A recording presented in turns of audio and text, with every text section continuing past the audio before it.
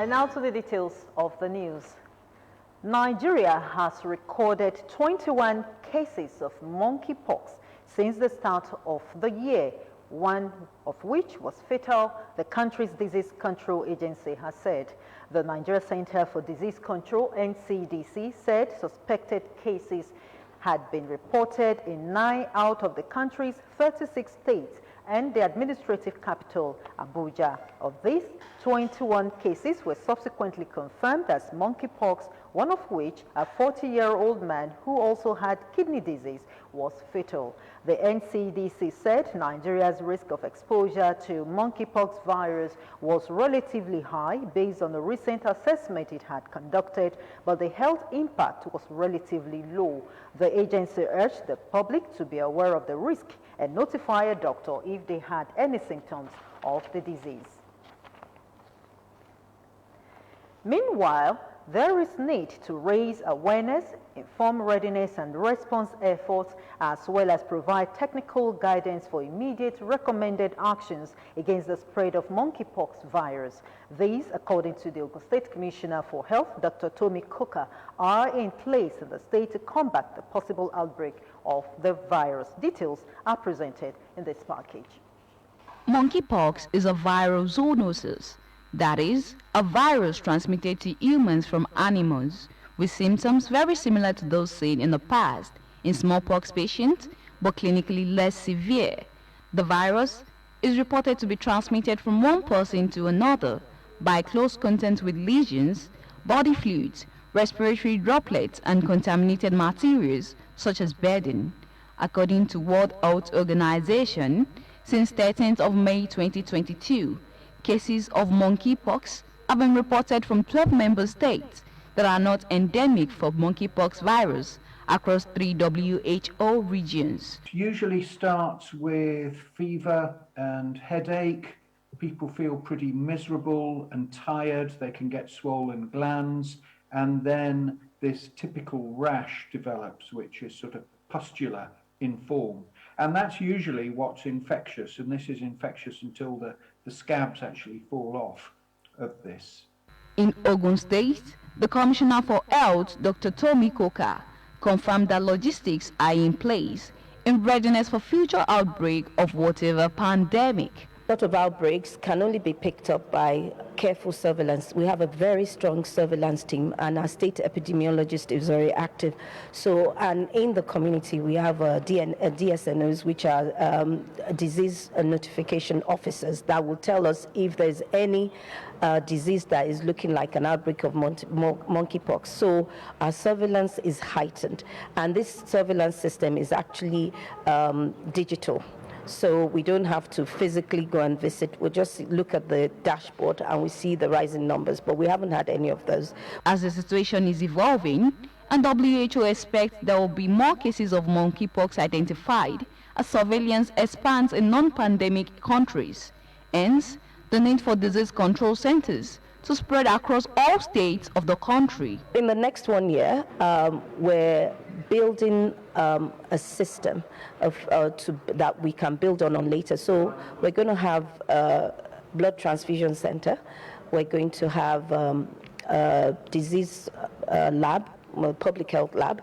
We're going to have a mother and child unit in Olabisi in Obanjo, and by the grace of God, the 250 bed that we've always been talking about should be operational by this time next year. As of 21st of May, 1300 hours, 92 laboratories confirmed cases and suspected cases of monkeypox with investigations ongoing have been reported to World Health Organization from 12 member states that are not endemic for monkeypox virus across 3 WHO regions till date.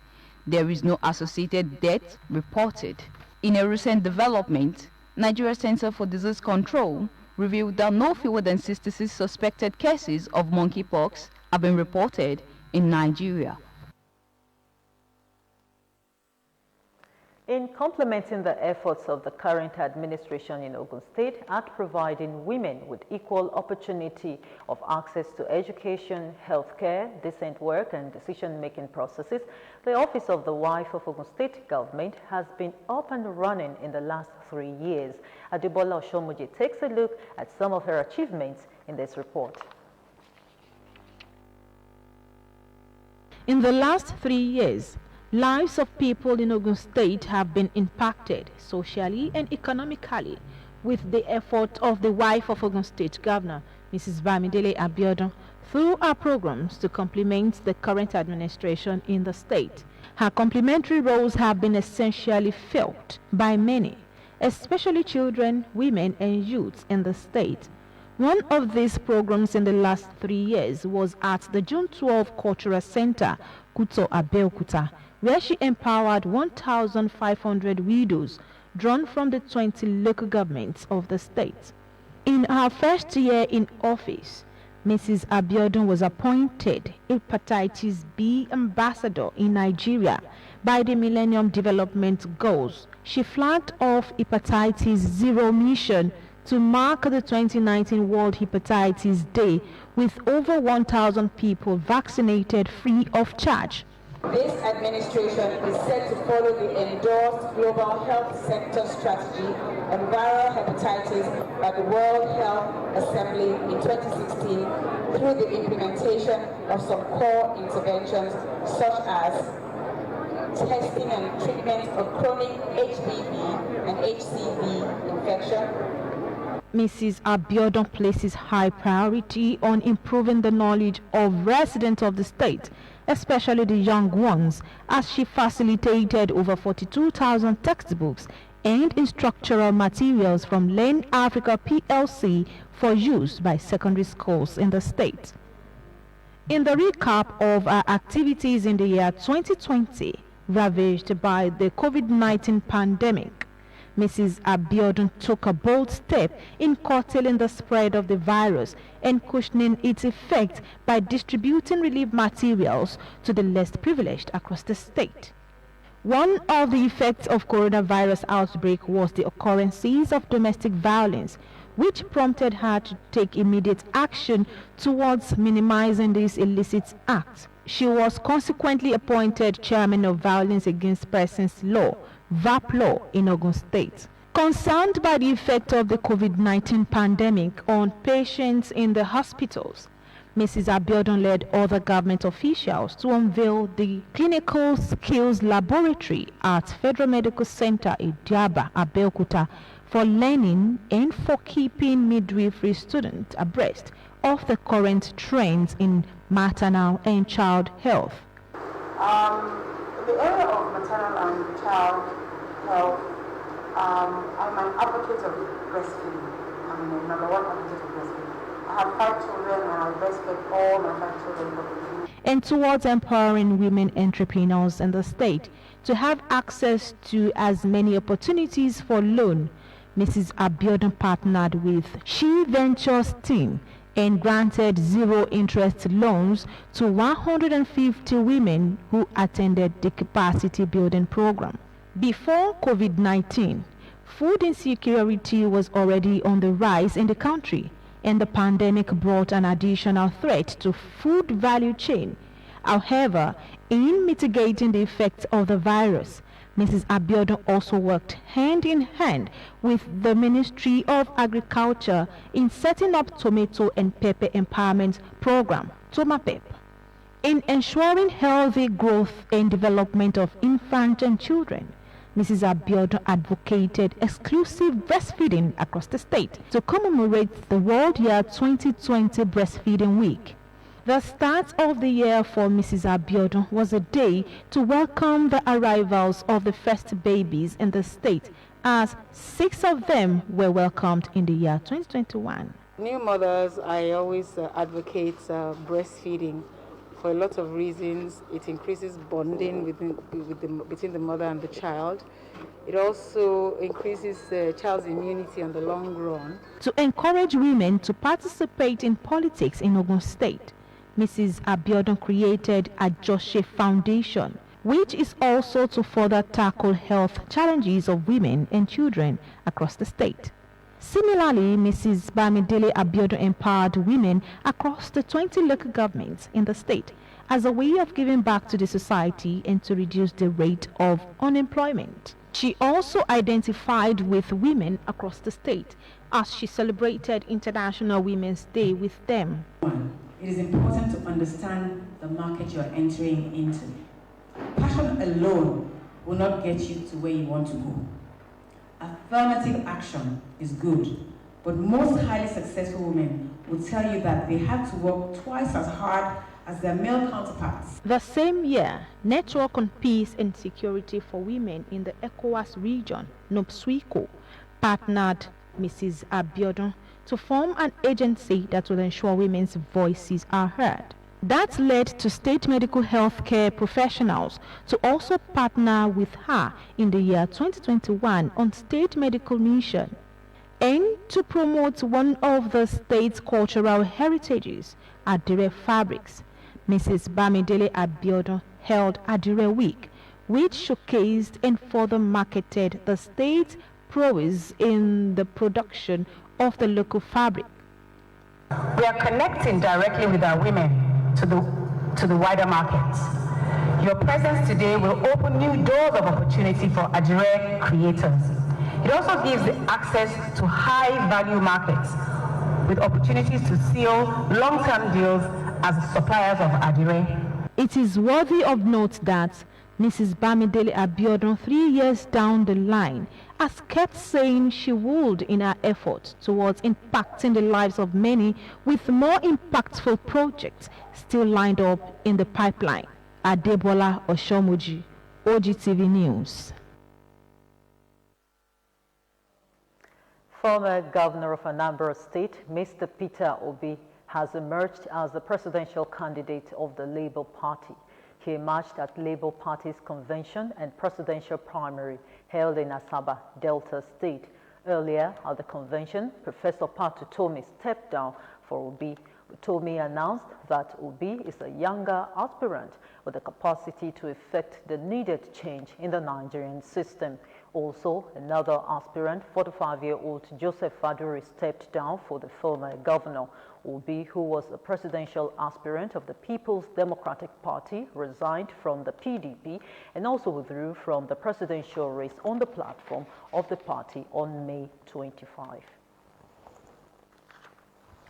Just ahead, EFCC uncovers another 90 billion naira fraud against Accountant General of the Federation. We will bring you the details of this and more after the break. Join us. Who are Muslims have been encouraged to contribute a quota to the development of their immediate community and to the propagation of Islam in line with the teachings of the Holy Book. The Kering Adini of Egba Muslims, Alhaji Moshood Ola Yusuf, made the call at the turbaning ceremony of Alhaji Abdulatif Adenekun as the Balogun Muslumi of Owode Egba and his wife, Alhaja Asizat Adenekun, as Alaga Adini of Owode Egba. The event was held at Nawaruddin Primary School Playground, Owode Egba, Ogun State. Muslim faithful in Owode Egba community, joined by some high chiefs in Egba land, and members of the public were not left out at the turbaning of Olotu Abdulatif Adenekun as Balogun Musulumi of Owode Egba and his wife Alhaja Asisat Adenekun as Alaga Adini of Owode Egba community.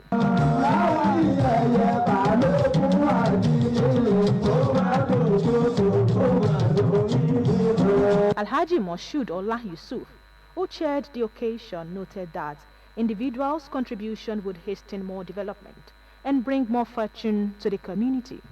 And I'm now appealing to all our sons and daughters and eminent people.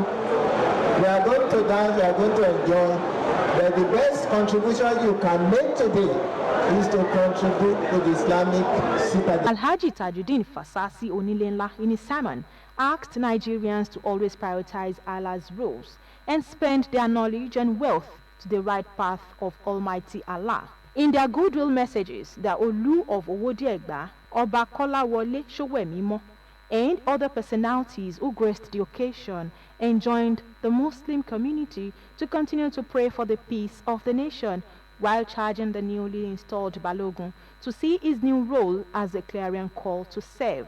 I'm happy to be here today, and I'm proud of the Balogun because he's a wonderful man, very quiet. He's one of Egba High Chief. Therefore, he deserves the good thing they gave him today. In his acceptance speech, the newly installed Balogun Musolumi of Owodi Egba, Alhaji Abdulateef Adenekon, called for more prayers and support from Muslim community in Owodi Egba, the Ansarudin Society in Egba land, as they paddle the ship of the Islamic Ummah to a greater height. I therefore want to thank the leadership and the entire Owodi community for this honor. We also pledge my continuity of Islam, service to the community and beyond. The newly installed Balogun Alhaji Abdulateef Adenekon established Ansarudin Society in Owodi Egba in 1989. And he has contributed in several ways to the propagation of Islam. As proud indigents of the ancient Owu dynasty of Abeokuta, there is need to move the community forward for the social, political, and economic development of Egba land and Ogun State in particular. This was a submission of the President Owu Club, Prince Niyi Olatidoye, during the induction of new members into the Premier Club at the Clubhouse, Agbeloba, Abeokuta. Ronke Adeyemi reports. Abeokuta, the Ogun State capital, the Owu indigents constitute considerably large percentage of residents. Hence, the Owu Club was solely created to cater for indigents of the ancient Owu kingdom. To further promote this selfless service, new members who have been carefully chosen were inducted into the prestigious club. President of the club, Prince Niyi Olatidoye, called on new members to work hand in hand with the mandate of the club in moving the train of Ogun State forward. Not just having members. We are not club that are looking for. We want quality members who will have impact on the community and immediate surroundings. That's what we are after. Chairman of the occasion, Alhaji Abdulfatai Olaniyi Adegbinro, praised the illustrious sons of Owu for making the club an extraordinary one.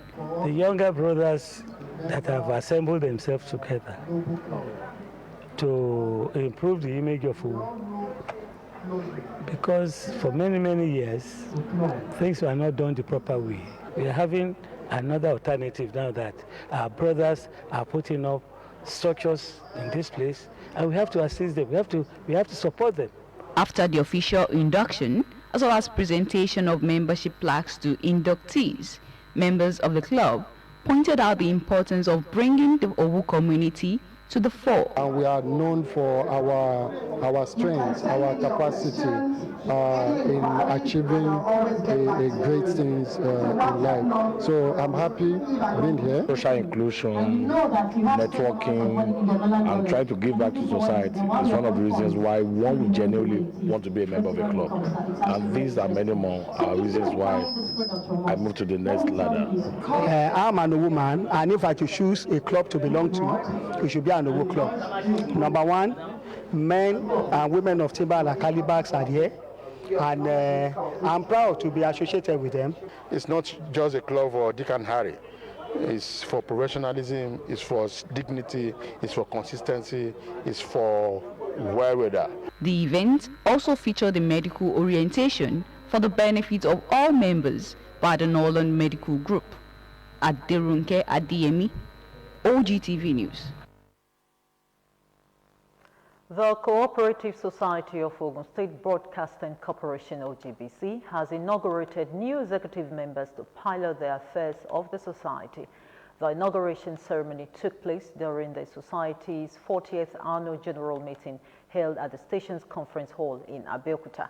Sheyi Alao reports.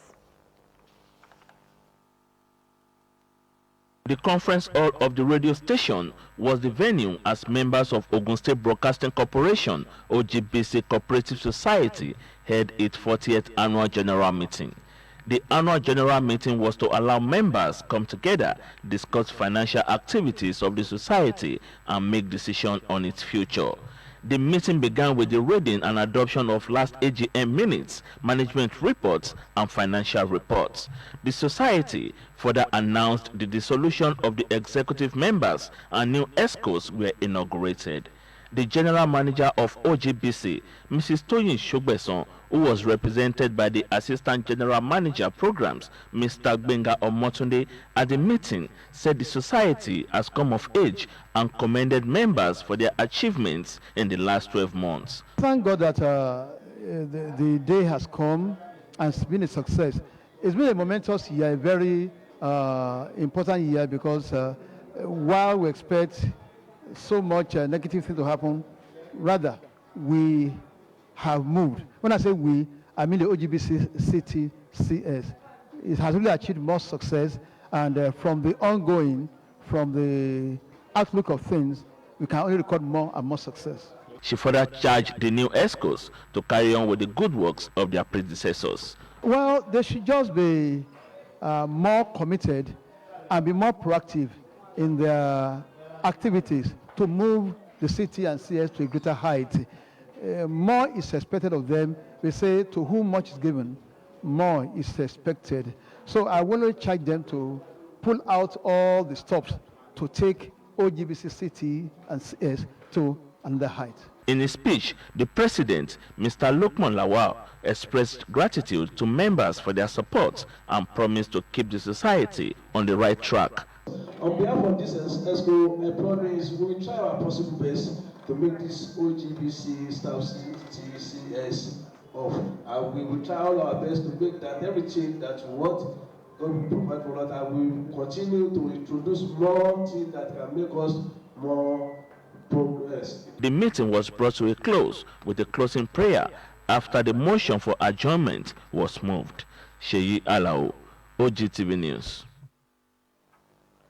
The Joint Admission and Matriculations Board, JAMB, said it will further screen 27,105 results of candidates who wrote the 2022 Unified Tertiary Matriculation Examination. The statistics made available in the weekly bulletin from the Office of the Registrar JAMB noted that 1,761,338 candidates registered for the exercise. It also added that 1,707,626 sat for the exercise, and results of 1,671,203 candidates have so far been released. It, however, said that 69 results had so far been withheld and 27,105 were undergoing further screening, while 1,783 candidates who experienced biometric challenges were being investigated to ascertain their claims. In a similar development, JAMB said that it conducted the 2022 UTME for foreign candidates on Saturday. In the meantime, the National Examinations Council, NECO, has extended the registration period of the 2022 Senior School Certificate Examination SSCE for school-based candidates to midnight of Monday, 20th June 2022. The registration period was initially scheduled to close on Monday, 30th May 2022. To this effect, the examination body, in a statement by its head, Information and Public Relations Division, Aziz Sani, enjoined state ministries of education, principals, commandants, and all stakeholders to note that there will be no further extension after that. According to the statement, the 2022 NECO Senior School Certificate Examination will commence on 27th June 2022 and end on Friday, 12th August 2022. Candidates are to be examined in 76 subjects during the examination.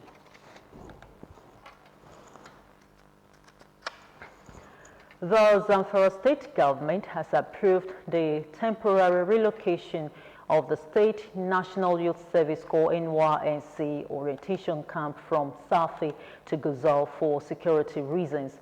This is contained in the statement by the Director General Press Affairs, Deputy Governor's Office, Mr. Babangida Zulumi in Gusau. Zulumi said the State Deputy Governor, Hassan Nashiha, said this when he received the Director General NYSC Brigadier General M.K. Fada at his residence in Gusau.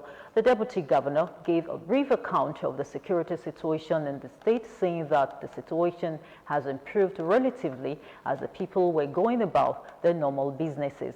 He said that the state government accepted the temporary closure of the orientation camp by the NYSC due to security challenges. The scope of the ongoing probe of the suspended Accountant General of the Federation, Ahmed Idris, by the Economic and Financial Crimes Commission, EFCC, has reached 170 billion naira. Idris, who was battling for bail, has opened up on some top government officials allegedly involved in some transactions. The EFCC has grilled a permanent secretary in connection with some deals in which he was implicated. The anti-graft agency was also closing in on a minister who was fingered in the allegations against the suspended AGF. It was learned that Idris was arrested after he shunned 80 invitations by the EFCC. It was gathered that although the AGF was initially accused of alleged 80 billion naira fraud, findings have unveiled another 90 billion naira.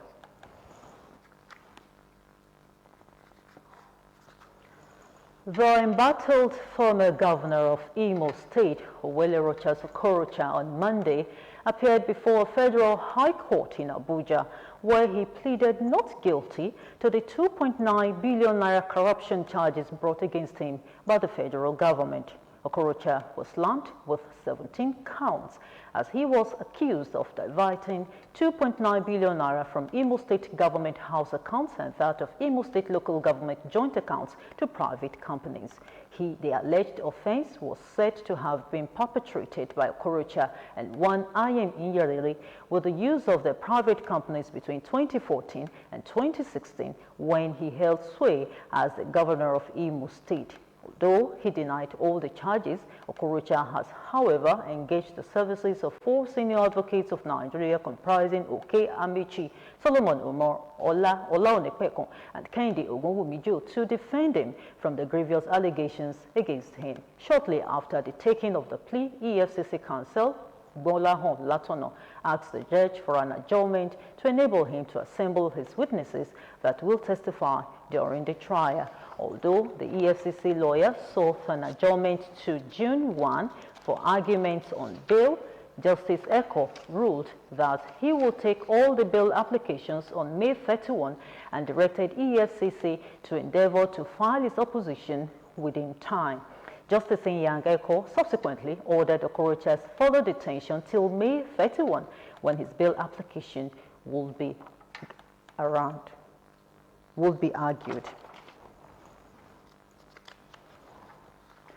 The National Population Commission, NPC, has started master's training ahead of the trial census slated for June.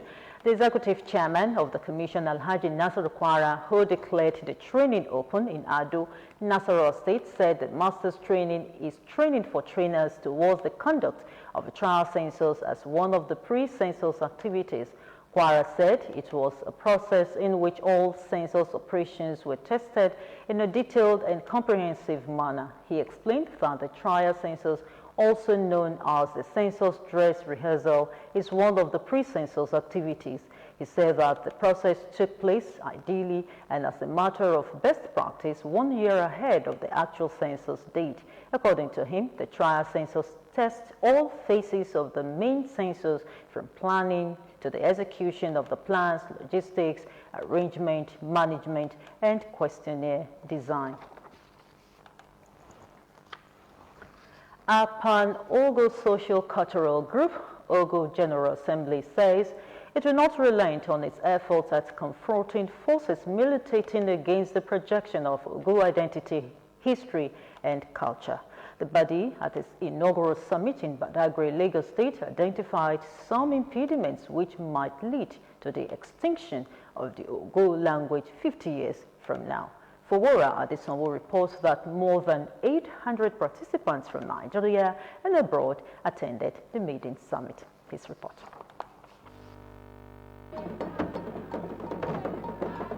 The inaugural Ogu General Assembly, OGA, with the theme Mijepo Conversations on Ogu Identity, History and Culture, was held at the main auditorium of the Administrative Staff College of Nigeria, Topo Badagry. In the plenary, the panelists, which included Dr. Babatunde Olaide Meseweku, Professor Avose Mejaye, who was linked virtually, Dr. Uza Afolabi, and Elder Akin Dogonu, admitted that the complacency of the past was no more acceptable, adding that the Pan-Ogu General Assembly will make education, public enlightenment, and cultural affirmation center of its formation and the arrowhead of its struggle. It sounds insulting when you belong to, you are an indigenous. Somebody will be referring to you as non-indigenous.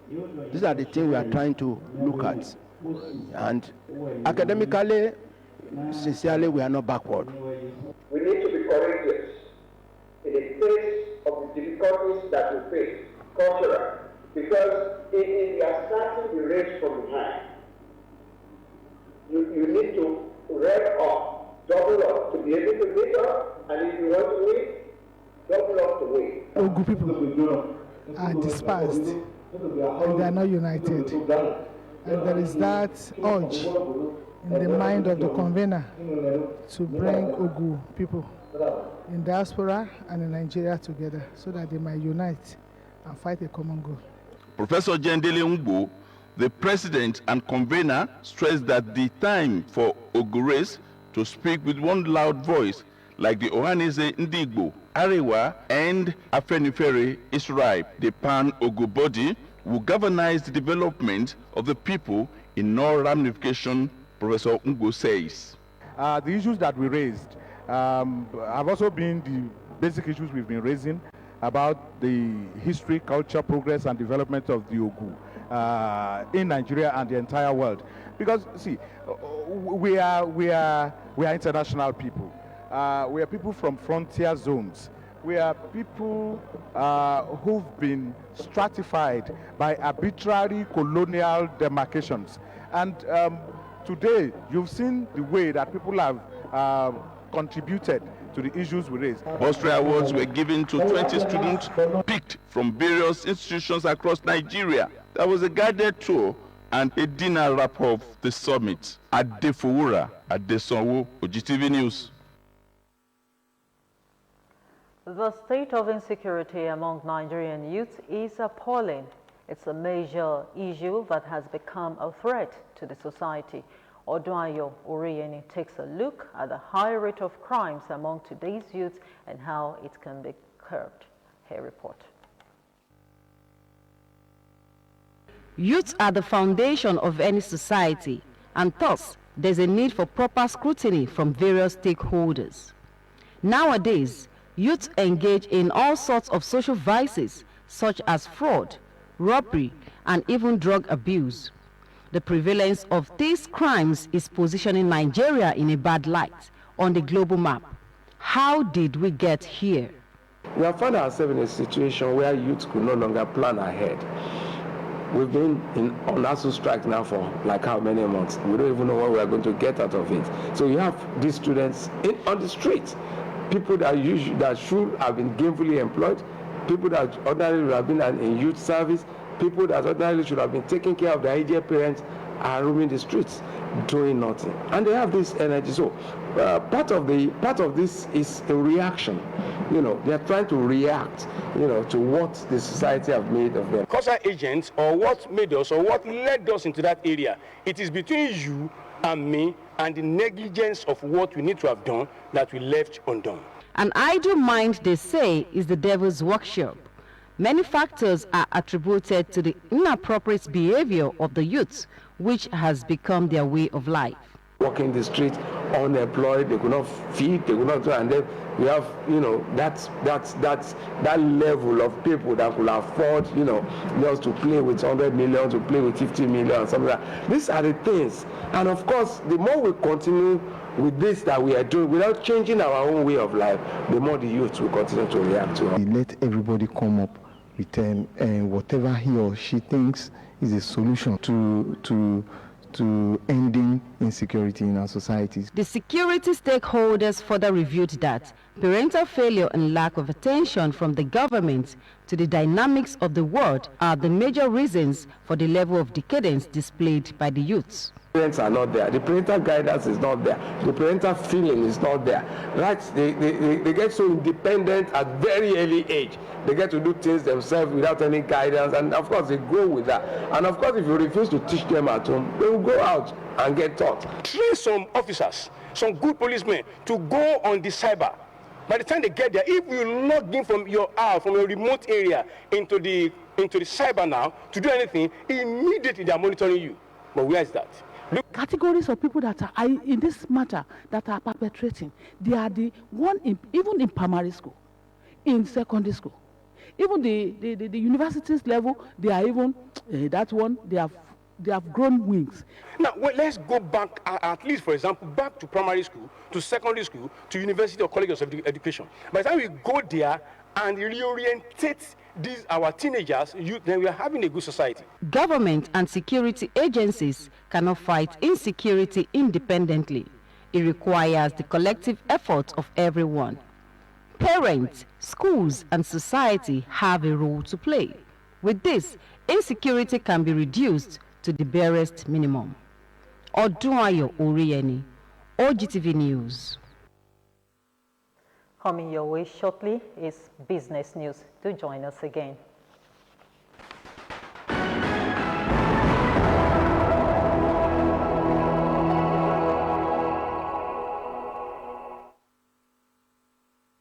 Welcome to the business segment of the news. Forex reserves dropped to $38.59 billion.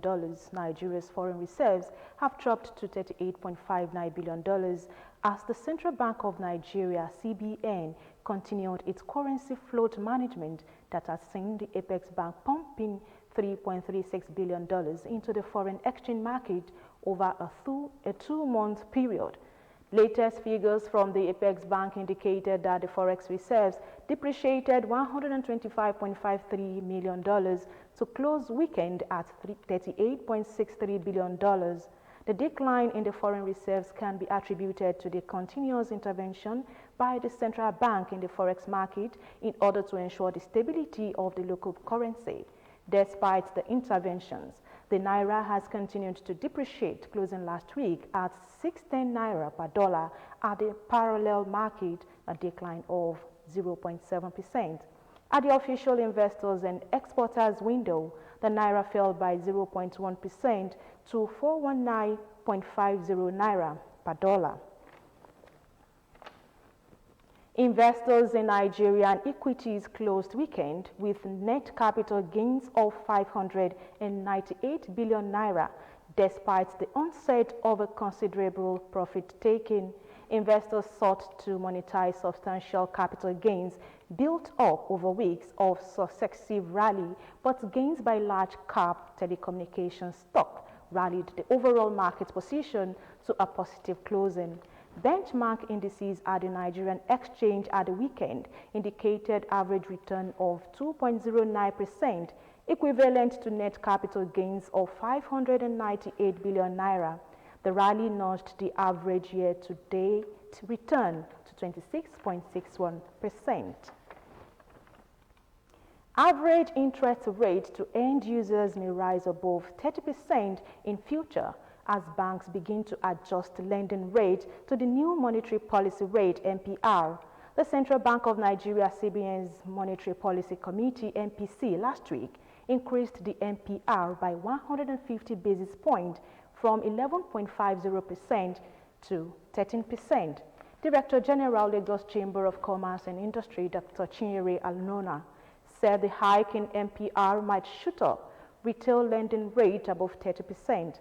She said the hike had various implications for growth, job creation, and revenue generation for the government. 34 days after the federal government ordered telecom operators to bar subscriber identity model SIM not linked with owners' national identity number NINs from originating calls. The total number of enrollment into the National Identity Database, NIDB, of the National Identity Management Commission, NIMC, has reached over 82.73 million. After several shifts in the deadline for subscribers to link their INs with their NINs, the federal government had on April 4 directed operators through the Nigerian Communications Commission, NCC, to bar over 72 million SIMs affected from making calls. According to data obtained from the enrollment dashboard May 2022 on NIMC website, at May 26, 2022, enrollment stood at over 82.73 million unique records, with Lagos State accounting for the highest cumulative enrollment figure of over 9.48 million. The breakdown of the data according to gender showed that while males recorded 46,564,578 enrollment, female enrollment stood at 36,173,574. Oil climbed to a 2-month high as China erased antivirus lockdown and the EU worked on a plan. And that was Business News. Thank you so much for watching. Bye for now.